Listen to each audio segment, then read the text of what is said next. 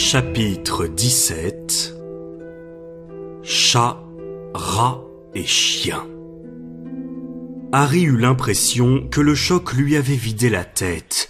Tous trois restèrent figés d'horreur, sous la cape d'invisibilité. Les ultimes rayons du soleil couchant projetaient une lumière sanglante sur les ombres qui s'étiraient à terre. Puis, derrière eux, ils entendirent une longue plainte déchirante. « Hagrid !» murmura Harry. Sans réfléchir, il amorça un geste pour revenir en arrière, mais Ron et Hermione le retinrent chacun par un bras. « Impossible !» dit Ron, blanc comme un linge. « Il aura encore plus d'ennuis s'ils savent qu'on est allé le voir. » La respiration d'Hermione était saccadée, irrégulière. « Comment ont-ils pu ?» sanglota-t-elle. « Comment ont-ils pu ?» dit Ron, qui semblait claquer des dents. Ils reprirent la direction du château, marchant lentement pour rester bien serrés sous la cape. La lumière baissait rapidement à présent. « Croutard, reste tranquille !» chuchota Ron en serrant la main contre sa poitrine. Le rat continuait de se débattre comme un dément. Ron s'arrêta à nouveau et s'efforça de maintenir Croutard au fond de sa poche. « Aïe !» « Il m'a mordu !» s'exclama-t-il. « Ron, tais-toi !» murmura précipitamment Hermione. « Fudge peut arriver d'un moment à l'autre. Il refuse de rester tranquille !» De toute évidence, Croutard était terrorisé. Il se tortillait en tous sens, essayant par tous les moyens d'échapper à Ron. « Mais qu'est-ce qu'il a ?» Harry fut le premier à le voir. Souple et silencieux, le corps rasant le sol, ses grands yeux jaunes brillant d'une lueur inquiétante, Patent Rond s'avançait vers eux. Arrivait-il à les voir malgré la cape, ou bien se laissait-il guider par les cris de Croutard? Harry n'aurait su le dire. « Patent Rond !» gémit Hermione. « Non, va-t'en, va-t'en !» Mais le chat s'approchait. « Croutard !» Non ! Trop tard, le rat avait réussi à se glisser entre les doigts de Ron. Il sauta sur le sol et fila. Patent Rond se lança à sa poursuite et avant que Harry ou Hermione ait pu l'arrêter, Ron rejeta la cape d'invisibilité et courut après son rat qui fuyait dans l'obscurité. « Ron !» se lamenta Hermione. Elle échangea un regard avec Harry, puis tous deux se lancèrent sur ses talons, mais il était impossible de courir à toutes jambes sous la cape et ils préférèrent l'enlever. Harry la tenait par un coin et l'étoffe argentée flottait derrière eux comme une bannière, tandis qu'ils essayaient de rattraper Ron. Ils entendaient le bruit de ses pas qui martelaient le sol à bonne distance devant eux et les cris furieux qu'il lançait à Patent Rond. « Laisse-le tranquille! Allez, va-t'en! Croutard, viens ici !» Il y eut un bruit sourd. « Je t'ai eu! File d'ici, sale chat !» Harry et Hermione faillirent tomber sur Ron. Ils parvinrent de justesse à s'arrêter à quelques centimètres de lui. Ron était étalé par terre, mais Croutard se trouvait à nouveau dans sa poche et il le serrait des deux mains contre sa poitrine. « Ron, reviens sous la cape !» haleta Hermione. « Dumbledore, le ministre, ils peuvent arriver à tout moment. » Mais avant qu'ils aient eu le temps de se couvrir de la cape, ils entendirent comme un bruit de galop. Un énorme chien d'un noir de jais aux yeux délavés surgit alors de l'obscurité. Harry essaya de sortir sa baguette magique, mais trop tard. Le chien fit un bond gigantesque et atterrit sur sa poitrine. Harry fut projeté en arrière dans un tourbillon de poils. Il sentit le souffle brûlant de l'animal, aperçut ses longues canines. Mais la puissance de son élan emporta le chien trop loin et il roula sur lui-même à plusieurs mètres de Harry. Étourdi, les côtes douloureuses, Harry s'efforça de se relever. Il entendit le chien grogner en faisant demi-tour pour repartir à l'assaut. Ron était debout à présent. Il tendit la main pour écarter Harry de la trajectoire du chien et lorsque celui-ci bondit à nouveau, ses mâchoires se refermèrent sur le bras de Ron. Harry plongea sur l'animal et saisit une touffe de poils. Mais le chien emporta Ron aussi facilement que s'il avait traîné une poupée de chiffon. Surgissant de nulle part, quelque chose frappa alors Harry en plein visage et le projeta à nouveau par terre. Il entendit Hermione pousser un hurlement de douleur et tomber à son tour. Harry chercha à tâtons sa baguette magique, aveuglé par le sang qui coulait sur son visage. « Lumos !» murmura-t-il. Le rayon de lumière de la baguette éclaira le tronc d'un gros arbre. La fuite de Croutard les avait amenés tout près du saule-cogneur qui agitait ses branches dans un craquement sinistre pour les empêcher d'approcher. Et là, Au pied du tronc, le chien tirait Ron à travers un grand trou qui s'ouvrait entre les racines. Ron se débattait de toutes ses forces, mais sa tête et son torse disparaissaient peu à peu. « Ron !» hurla Harry en essayant de le suivre, mais une grosse branche siffla à ses oreilles et l'obligea à reculer. Il ne voyait plus à présent qu'une jambe de Ron qu'il avait accrochée à une racine dans un ultime effort pour empêcher le chien de l'emporter. Un horrible craquement retentit alors comme un coup de feu. La jambe de Ron s'était cassée et un instant plus tard, son pied disparut à l'intérieur de l'arbre. « Harry, il faut aller chercher du secours !» s'exclama Hermione. Elle aussi saignait, le saule-cogneur l'avait blessée à l'épaule. « Non, on n'a pas le temps! Ce monstre est suffisamment grand pour le dévorer! On n'arrivera jamais à passer sans aide !» Une autre branche s'abattit sur eux, ses rameaux serrés comme un poing. « Si ce chien a pu passer,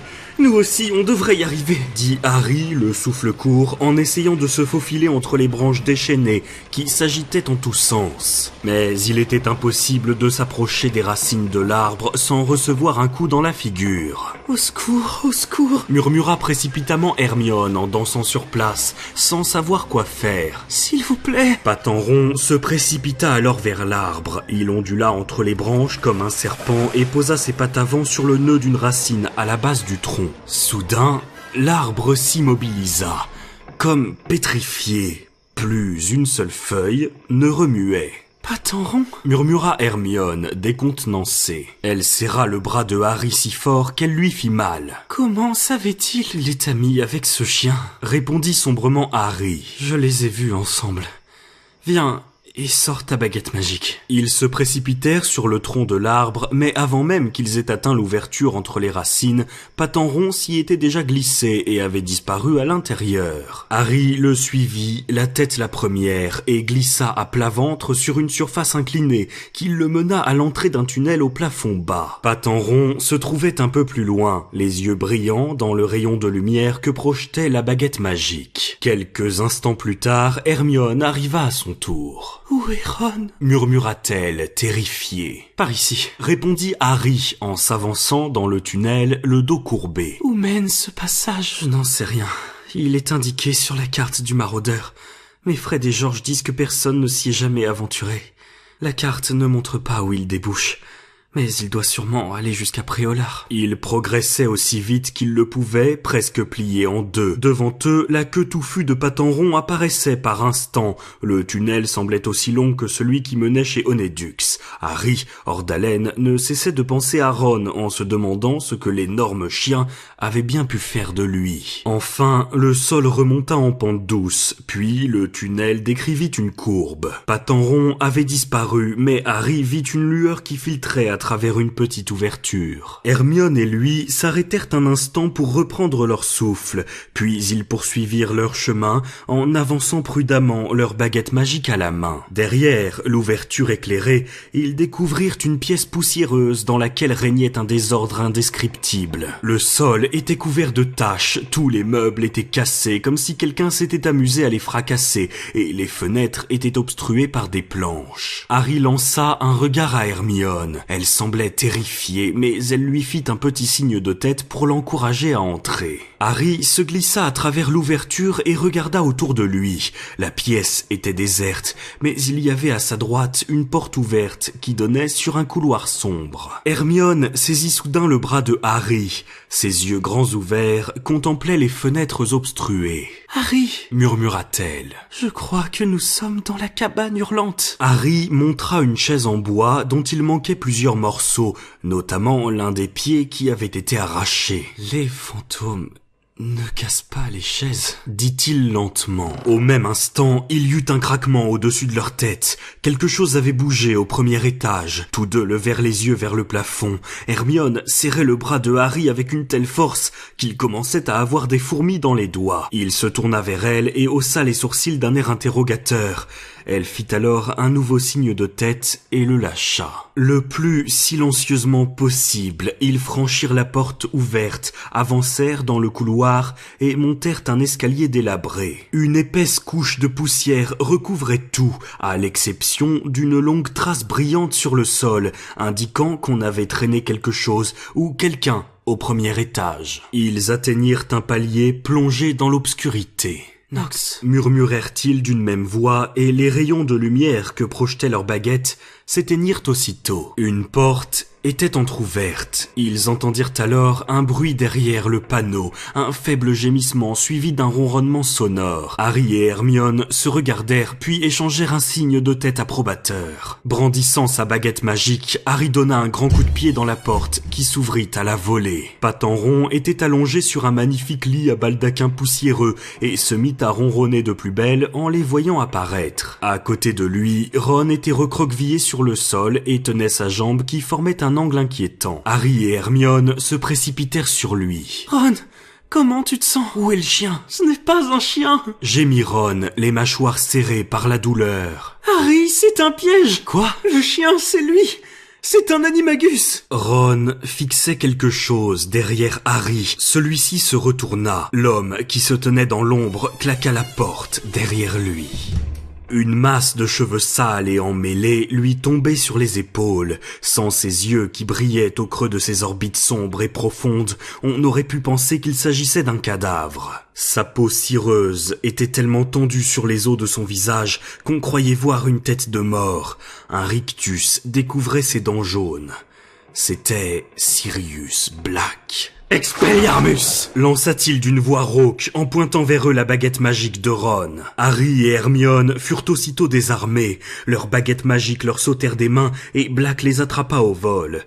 Puis il s'avança en fixant Harry. « Je pensais bien que tu viendrais aider ton ami !» lança-t-il de sa voix gutturale. On aurait dit qu'il avait perdu depuis longtemps l'habitude de parler et que sa voix avait du mal à retrouver un timbre normal. « Ton père aurait fait la même chose pour moi. » Très courageux de ta part de ne pas être allé chercher un professeur. Je t'en suis très reconnaissant. Ça va rendre les choses beaucoup plus faciles. L'allusion ironique à son père résonna aux oreilles de Harry, comme si Black l'avait hurlé. Il sentit une haine violente bouillonner en lui, une haine qui ne laissait plus aucune place à la peur. Pour la première fois de sa vie, il aurait voulu brandir sa baguette magique, non pas pour se défendre, mais pour attaquer, et même pour tuer. Sans avoir conscience de ce qu'il faisait, il s'avança d'un pas, mais il sentit aussitôt deux mains lui saisir les bras et le tirer en arrière. « Non, Harry !» souffla Hermione, comme pétrifiée. Ron, qui s'était relevé tant bien que mal pour aider Hermione à retenir Harry, vacilla sur place, le teint encore plus pâle. Il trouva cependant la force de s'adresser à Black. « Si vous voulez tuer Harry, il faudra nous tuer aussi !» dit-il sur un ton de défi. Une lueur brilla dans les yeux sombres de Black. « Allonge-toi » dit-il à Ron d'une voix douce. « Tu vas te faire encore plus mal à la jambe. »« Vous m'avez entendu » insista Ron en se cramponnant à Harry pour ne pas tomber. « Vous devrez nous tuer tous les trois !»« Il n'y aura qu'un seul meurtre ce soir » dit Black. Son sourire s'élargit. « Et pourquoi ça ?» lança Harry en essayant de se dégager de Ron et d'Hermione qui le tenaient toujours. « Vous n'avez pas eu ce genre de scrupules la dernière fois. Vous n'avez pas hésité à tuer tous ces moldus pour assassiner Petit Gros. Qu'est-ce qui se passe ? Vous vous êtes ramolli à Azkaban. »« Harry !» gémit Hermione. « Tais-toi ! Il a tué mon père et ma mère !» rugit Harry. Dans un brusque mouvement, il parvint à s'arracher à l'étreinte de Ron et d'Hermione et bondit sur Black. Il avait oublié la magie, oublié qu'il était petit, maigre et qu'il n'avait que 13 ans, alors que Black était un adulte de grande taille. Harry n'avait plus qu'une idée en tête, faire le plus de mal possible à Black, et peu lui importaient les conséquences pour lui-même. Sans doute surpris par la réaction stupide de Harry, Black ne leva pas ses baguettes magiques à temps. Harry lui saisit le poignet et fit dévier la pointe des baguettes. De son autre main, il lui donna un coup de poing sur la tempe et ils tombèrent tous les deux contre le mur. Hermione et Ron s'étaient mis à hurler. Un éclair aveuglant jaillit des baguettes magiques que Black tenait toujours dans sa main. Un jet d'étincelles passa à quelques centimètres du visage de Harry. Celui-ci sentit le bras décharné se tordre entre ses doigts pour essayer d'échapper à sa prise. Mais il tint bon et de son autre main frappa Black partout où il pouvait l'atteindre. La main libre de Sirius Black s'agrippa alors à la gorge de Harry. « Non !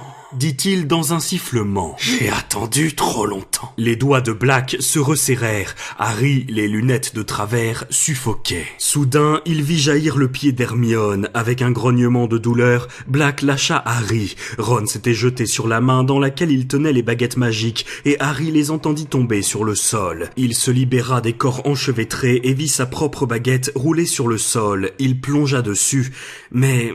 Patin Rond s'était joint à la mêlée. Ses griffes s'enfoncèrent dans le bras de Harry, qui parvint d'une secousse à lui faire lâcher prise. Mais Patin Rond se rua alors sur sa baguette magique. « Ne touche pas à ça !» rugit Harry. Il lança un coup de pied au chat qui fit un bond de côté en crachant férocement. Harry saisit sa baguette et se retourna. « Écartez-vous !» cria-t-il à Ron et à Hermione. Hermione, haletante, la lèvre en sang, s'éloigna de Sirius Black en attrapant au passage sa baguette magique et celle de Ron. Celui-ci se traîna jusqu'au lit et s'y laissa tomber, hors d'haleine, le teint verdâtre, les mains crispées sur sa jambe cassée. Black était par terre, au pied du mur, les bras en croix. Le souffle saccadé, il regarda Harry s'approcher de lui, la baguette magique pointée sur sa poitrine. « Tu vas me tuer, Harry ?» murmura-t-il. Harry s'immobilisa devant lui et le regarda en le menaçant de sa baguette.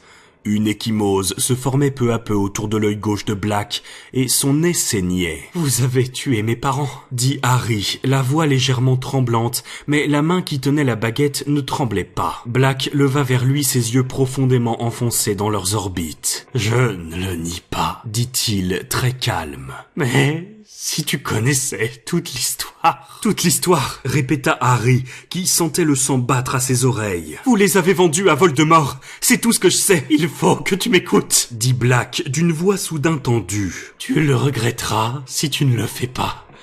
Tu ne comprends pas. Je comprends beaucoup mieux que vous ne le croyez, dit Harry d'une voix qui tremblait de plus en plus. Vous ne l'avez jamais entendu. Ma mère qui essayait d'empêcher Voldemort de me tuer. Et c'est vous qui avez fait ça. C'est vous !» Avant d'avoir eu le temps de prononcer un mot de plus, Harry vit passer un éclair orangé. Patin Rond sauta d'un bond sur la poitrine de Black et s'y allongea à la place du cœur. Black sia et regarda le chat. « Va-t'en » murmura-t-il en essayant de repousser Patin Rond. Mais le chat enfonça ses griffes dans la robe de Black et refusa de bouger. Il tourna alors son horrible tête écrasée vers Harry et le regarda de ses yeux jaunes.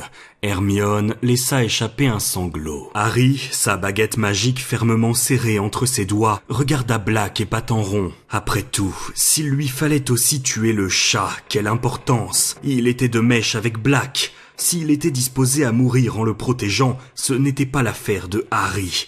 Et si Black tenait à le sauver, c'était simplement qu'il attachait plus d'importance à un chat qu'à ses parents. Harry leva sa baguette. Le moment était venu de passer à l'acte, de venger sa mère et son père. Il allait tuer Black. Il fallait qu'il le tue. Il n'aurait pas d'autre occasion de le faire. Les secondes s'écoulaient et Harry restait toujours là, immobile, la baguette levée. Black le regardait, Patin Rond toujours sur sa poitrine. On entendait la respiration haletante de Ron étendu sur le lit. Hermione, elle, restait silencieuse. Il y eut alors des bruits de pas étouffés au rez-de-chaussée. Quelqu'un était entré dans la maison. « On est ici !» hurla soudain Hermione. « On est ici avec Sirius Black ! Vite !» Black eut un sursaut qui faillit faire tomber Patin Rond. Harry crispa les doigts sur la baguette magique. Maintenant, c'est maintenant que tu dois le faire, lui disait une voix dans sa tête. Mais des bruits de pas précipités retentissaient dans l'escalier et Harry ne bougeait toujours pas. La porte s'ouvrit à la volée dans une pluie d'étincelles rouges et Harry se retourna au moment où le professeur Lupin se précipitait dans la pièce, le teint livide, brandissant sa baguette magique. D'un regard rapide, il vit Ron allongé sur le lit, Hermione recroquevillée près de la porte, Harry qui menaçait Black de sa baguette et Black lui-même affalé aux pieds de Harry, le visage ensanglanté. « Expelliarmus !» cria Lupin. La baguette de Harry lui sauta à nouveau des mains. Celles que tenait Hermione s'envolèrent également et Lupin les attrapa toutes les trois d'un geste vif. Il s'approcha ensuite de Black, Patin Rond, toujours allongé sur sa poitrine, dans une attitude protectrice. Harry resta immobile. Il se sentait comme vidé de toute substance. Il ne l'avait pas fait. Il n'en avait pas eu le courage. Black allait être livré aux détraqueurs. Alors, Lupin parla d'une voix étrange, une voix qui trahissait une émotion contenue. « Où est-il, Sirius ?» dit-il. Harry regarda Lupin. Il ne comprenait pas ce qu'il voulait dire. De quoi parlait-il? Il regarda à nouveau Black, dont le visage était dépourvu d'expression. Pendant quelques instants, il ne fit pas le moindre geste. Puis, lentement, il leva la main et montra Ron. Déconcerté, Harry tourna les yeux vers Ron qui paraissait stupéfait. « Mais dans ce cas... » murmura Lupin en observant Black avec une telle intensité qu'il semblait vouloir lire dans ses pensées. « Pourquoi ne s'est-il pas montré avant ? À moins que... » Les yeux de Lupin s'agrandirent comme s'il voyait soudain quelque chose derrière Black, quelque chose que personne d'autre ne pouvait voir. À moins que ce soit lui qui... À moins que vous ayez changé de... Sans me le dire. Lentement, sans quitter Lupin des yeux, Black hocha la tête en signe d'approbation. « Professeur Lupin !» intervint Harry d'une voix forte. « Qu'est-ce qui... » Mais il n'acheva pas sa question, car ce qu'il vit le stupéfia. Lupin abaissa sa baguette magique, puis il s'approcha de Black, lui prit la main et l'aida à se relever, obligeant Patenron à sauter à terre. Lorsque Black fut debout, Lupin l'étreignit comme un frère. Harry eut alors l'impression que son cœur tombait dans sa poitrine. « Ce n'est pas vrai !» hurla Hermione. Lupin lâcha Sirius Black et se tourna vers elle. « Vous... balbutiait Hermione, les yeux exorbités en pointant le doigt sur Lupin. « Hermione... » « Vous et lui... »« Hermione, calmez-vous. »« Je n'ai rien dit à personne !» s'écria Hermione d'une voix aiguë. « J'ai gardé le secret. »« Hermione, écoutez-moi, je vous en prie !» s'exclama Lupin. « Je vais vous expliquer. » Harry se sentait trembler, non pas de peur, mais d'un nouvel accès de fureur. « Je vous ai fait confiance !» hurla-t-il à Lupin, la voix frémissante d'indignation. « Et en fait, vous étiez son ami !»« Vous vous trompez, » dit Lupin. « Pendant 12 ans, je n'ai pas été l'ami de Sirius, mais maintenant, je le suis. Laissez-moi vous expliquer. »« Non !» s'exclama Hermione. « Harry ne croit pas ce qu'il te dit. C'est lui qui a aidé Black à s'introduire dans le château. Lui aussi veut te tuer. C'est un loup-garou !» Il y eut un silence pesant. Tous les regards s'étaient tournés vers Lupin, qui semblait étonnamment calme, malgré la pâleur de son visage. « D'habitude, vous êtes plus brillante que ça, Hermione, dit-il. Là, vous n'avez qu'une seule bonne réponse sur 3. Je n'ai pas aidé Sirius à pénétrer dans le château, et je n'ai pas la moindre intention de tuer Harry. » Un étrange frémissement agita son visage. « En revanche, reprit-il, je reconnais que je suis un loup-garou. » Ron fit un effort méritoire pour se relever, mais il retomba avec un gémissement de douleur. Lupin s'avança vers lui, l'air inquiet, mais Ron balbutia. « Arrière, loup-garou !» Lupin s'immobilisa. Puis, au prix d'un effort manifeste, il se tourna vers Hermione et demanda « Depuis quand savez-vous ?»« Depuis longtemps, » murmura Hermione. « Depuis que le professeur Rogue nous a donné ce devoir à faire. »« Il en serait ravi, » répondit Lupin glacial. « Il l'a donné en espérant que quelqu'un comprendrait la signification de mes symptômes. Avez-vous consulté le calendrier lunaire et constaté que j'étais toujours malade au moment de la pleine lune? Ou avez-vous compris que l'épouvantail se changeait en lune chaque fois qu'il me voyait ? » « Les deux, » répondit Hermione à voix basse. Lupin eut un rire forcé. « Je n'ai jamais rencontré une sorcière de votre âge aussi intelligente que vous, Hermione. »« Ce n'est pas vrai, » murmura Hermione. « Si j'avais été un peu plus intelligente, j'aurais raconté à tout le monde qui vous étiez. »« Mais ils le savent déjà, » répondit Lupin. « Les professeurs, en tout cas. »« Dumbledore vous a engagé en sachant que vous étiez un loup-garou, » dit Ron suffoqué. « Il est fou !»« Certains professeurs l'ont pensé, » dit Lupin. « Il a eu beaucoup de mal à convaincre certains de mes collègues qu'on pouvait me faire confiance. »« Et il avait tort !» s'écria Harry. « Vous l'avez aidé dès le début !» ajouta-t-il en montrant Sirius Black du doigt. Celui-ci avait traversé la pièce et s'était jeté sur le lit à baldaquin, le visage enfoui dans ses mains tremblantes. Patenron sauta à côté de lui et vint se blottir sur ses genoux en ronronnant. Ron s'écarta d'eux, les mains toujours crispées sur sa jambe. « Je n'ai pas aidé Sirius, » dit Lupin. Lupin, si vous voulez bien me laisser une chance de m'expliquer. Tenez. Il sépara les baguettes magiques de Harry, de Ron et d'Hermione et les lança chacune à son propriétaire. Harry, stupéfait, attrapa la sienne. Voilà, poursuivit Lupin en glissant sa propre baguette dans sa ceinture. Vous êtes armés, nous ne le sommes pas. Vous allez m'écouter maintenant. Harry ne savait plus que penser. Était-ce une ruse? Si ce n'est pas vous qui l'avez aidé, dit-il en lançant un regard furieux à Black. Comment saviez-vous qu'il était ici? La carte, répondit Lupin. La carte du maraudeur. J'étais en train de l'étudier dans mon bureau. Vous savez vous en servir? Demanda Harry d'un air soupçonneux. Bien sûr que je sais m'en servir, répliqua Lupin avec un geste d'impatience. J'en suis un des auteurs. Lunar, c'est moi. C'est comme ça que mes amis me surnommaient quand j'étais élève à Poudlard. Vous êtes un des auteurs de... Ce soir, je l'ai observé attentivement, car j'étais sûr que vous tenteriez de sortir du château avec Ron et Hermione pour aller voir Hagrid avant l'exécution de l'hippogriffe. Et j'avais raison, n'est-ce pas? Il s'était mis à faire les 100 pas dans la pièce en les regardant alternativement. Ses pieds soulevaient de petits nuages de poussière sur le plancher. Je pensais que vous aviez dû vous cacher sous la cape de votre père, Harry. Comment se fait-il que vous connaissiez l'existence de cette cape? Si vous saviez combien de fois j'ai vu James disparaître dessous. Mais même dissimulé sous une cape d'invisibilité, vous apparaissez sur la carte du maraudeur. Je vous ai vu traverser le parc et entrer dans la cabane de Hagrid. 20 minutes plus tard, vous avez quitté Hagrid et vous êtes revenu vers le château. Mais quelqu'un d'autre vous accompagnait à ce moment-là. Quoi? Dit Harry. Pas du tout. Je n'en croyais pas mes yeux, reprit Lupin qui continua de faire les 100 pas sans prendre garde à l'interruption de Harry. J'ai cru que la carte se trompait. Comment pouvait-il se trouver avec vous? Il n'y avait personne avec nous, s'exclama Harry. Et puis j'ai vu un autre point noir qui se précipitait vers vous. La petite étiquette indiquait Sirius Black. Je l'ai vu qui vous heurtait de plein fouet. Je l'ai vu traîner 2 d'entre vous sous le saule cogneur. Un seulement! S'écria Ron avec colère. Non, Ron, dit Lupin en se tournant vers lui. 2. Est-ce que je pourrais voir le rat? Quoi? Qu'est-ce que Croutard vient faire là-dedans? Tout, répondit Lupin. Est-ce que je pourrais le voir? Ron hésita, puis il plongea la main dans sa poche. Croutard apparut en se débattant de toutes ses forces.